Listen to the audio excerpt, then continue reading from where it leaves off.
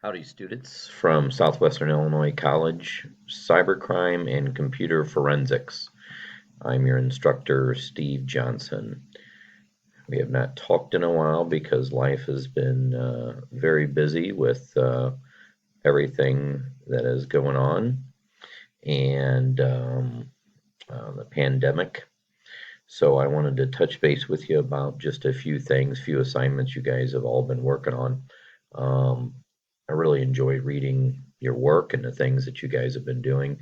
I read absolutely everything that you turn on, all your discussions, even your discussions where you're commenting on other people. I want to talk very briefly about the investigation that you guys looked into of the elderly man who was missing when I talked about the questions where you had to find out what technology that law enforcement used. So I tried to give you guys some real life cases. And I want you to think about, although that assignment has already been due, think about um, just not all that long ago when we're looking for a missing person.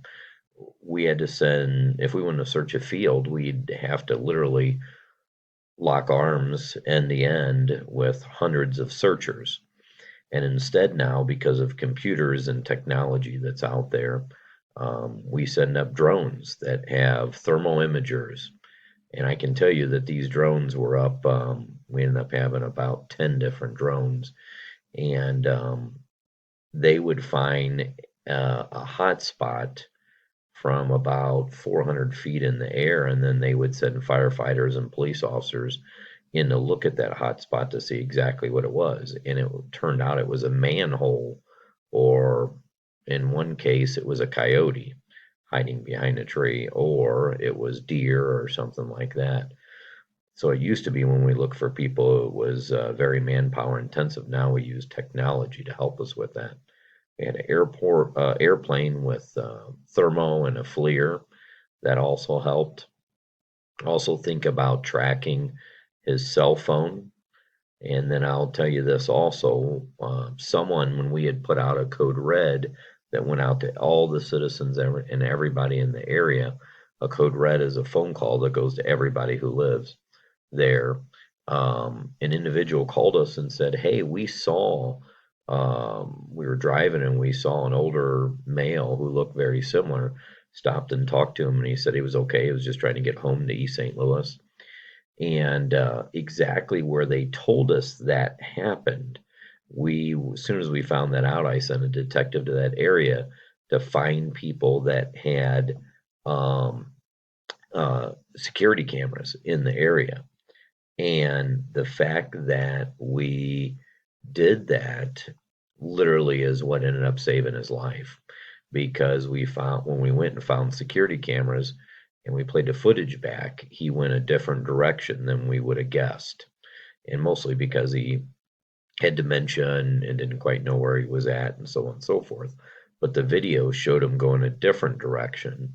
We immediately searched there, and literally within 5 minutes of us having that video, we were able to find him. And even after 36 hours of being in the ditch, laying out in this ravine with rocks on top of him and all bent up, this guy was still alive, which was just absolutely amazing.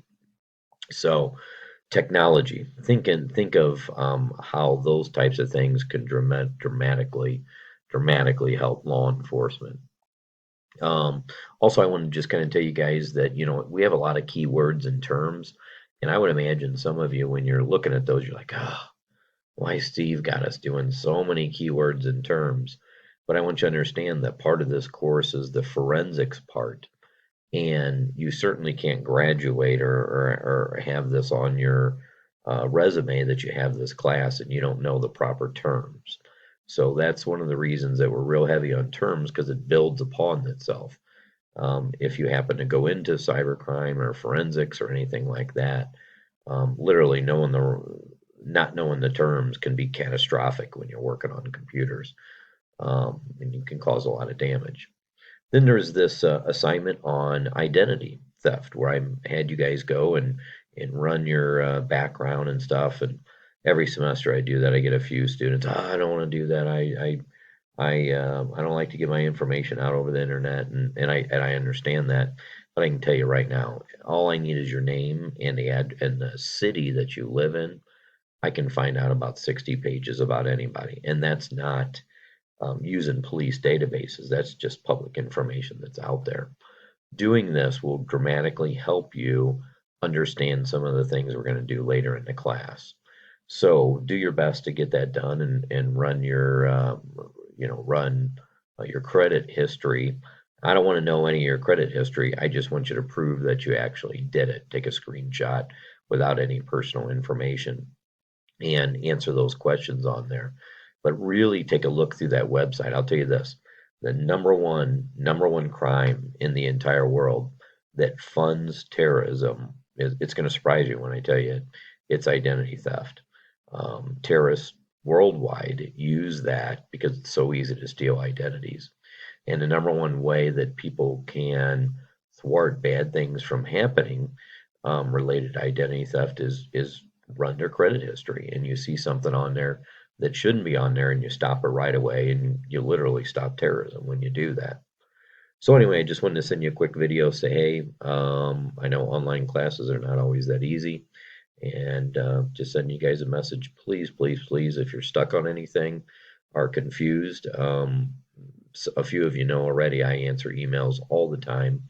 Usually during the day when I'm working as my full-time job. I don't answer it during the day, but at night, as soon as I get home, I answer it as soon as I can. But I read every one of them, and if you need anything, just let me know. So I'll be posting the next assignment, next lesson here shortly. Take care. See ya.